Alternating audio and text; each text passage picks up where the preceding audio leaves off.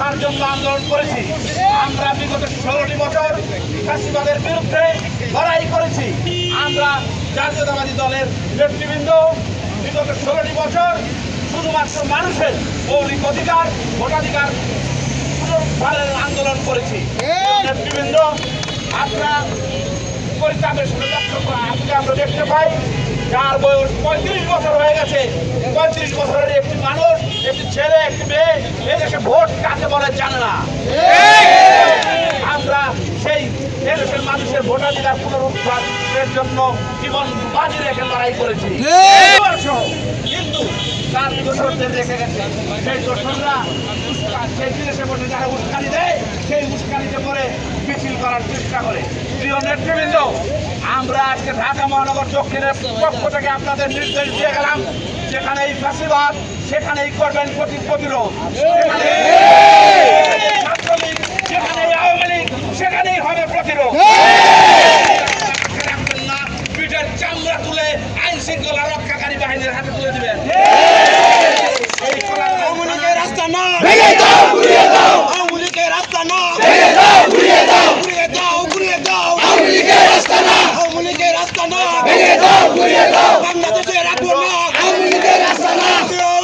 শুনে যারা এখানে যারা উপস্থিত আছেন, জাতীয়তাবাদী স্বেচ্ছাসেবক দলের প্রত্যেকটি কর্মী প্রশিক্ষিত কর্মী, তারা জানে কিভাবে ফ্যাসিবাদকে প্রতিরোধ করতে হয়। 16 বছর বুকের তাজা রক্ত দিয়ে আন্দোলন সংগ্রামের মাধ্যমে রাজপথ দখলে রেখে তারা আন্দোলন করেছে এবং ফ্যাসিবাদকে কিভাবে মোকাবেলা করতে হয় আমাদের প্রত্যেকটি নেতা কর্মী তা জানে। আপনাদের কাউকে আমার মনে হয় শিক্ষা দেওয়ার কোনো প্রয়োজন নাই, শিখিয়ে দেওয়ার কোনো প্রয়োজন নাই কিভাবে তাদের শিক্ষা দিতে হবে। এদেশের গত জুলাই আগস্টে প্রায় 2000-এর অধিক মানুষ খুন করে তারা এদেশ থেকে তারা পরিবার সহ সেই ফ্যাসিবাদ সেই শেখ হাসিনা তার পরিবার সহ পালিয়ে গিয়েছে। যাদের রেখে গিয়েছে তাদের উস্কানি দেয় মাঝে মাঝে, তারা এখানে ওখানে মিছিল করো। আপনারা সজাগ থাকবেন, কোন একটি মিছিল যেন এই কলাবাগান থানার মাটিতে না হতে পারে।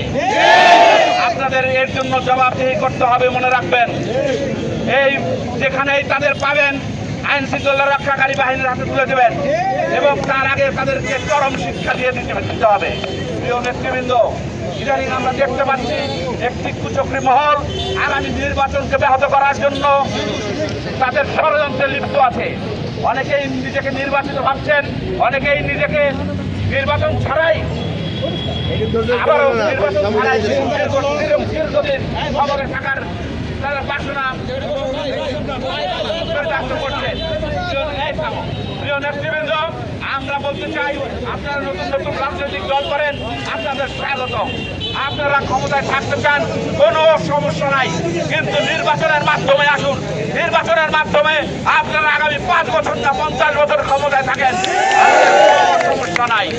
আমরা মানুষের ভোটের অধিকার আদায়ের জন্য যুদ্ধ করেছি, আমরা সারা জীবন মানুষের মৌলিক অধিকার রক্ষার জন্য যুদ্ধ করে যাব। আমরা শহীদ জিয়ার সৈনিক, আমরা লড়াইয়ের মাঝে সব সময় ছিলাম। আমরা ক্ষমতায় থাকলেও লড়াইয়ের মাধ্যমে রাজপথে থাকবো এবং ক্ষমতার বাইরে থাকলেও আমরা এই রাজপথেই থাকবো। আজকে আর আমাদের বক্তব্য দীর্ঘায়িত করবো না, আপনাদের সকলকে সজাগ থাকার আপনাদের অনুরোধ জানিয়ে আজকের মতো আমি বিদায় দিচ্ছি। বাংলাদেশ জিন্দাবাদ, জাতীয়তাবাদী স্বেচ্ছাসেবক দল জিন্দাবাদ, শহীদ রাষ্ট্র জিয়াউর রহমান অমর, খালেদা জিয়া জিন্দাবাদ, আমাদের রাষ্ট্রনায়ক তারেক রহমান জিন্দাবাদ। আসসালামু আলাইকুম।